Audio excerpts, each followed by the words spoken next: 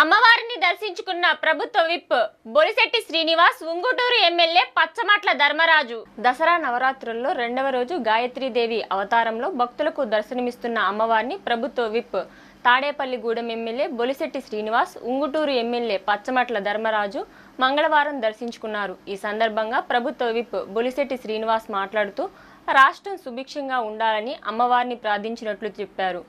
గత 5 ఏళ్లు రాష్ట్రం విధ్వంసానికి గురైందని, కూటమి ప్రభుత్వం హయాంలో సంక్షేమం, అభివృద్ధి జరగాలని ఆకాంక్షించారు. అమ్మవారు అందరికీ ఆయురారోగ్యాలు ప్రసాదించాలని అభిలషించారు. ప్రధానమంత్రి నరేంద్ర మోడీ, ముఖ్యమంత్రి చంద్రబాబు నాయుడు, ఉప ముఖ్యమంత్రి పవన్ కళ్యాణ్ నేతృత్వంలో రాష్ట్రం అభివృద్ధి దిశగా సాగుతుందని చెప్పారు.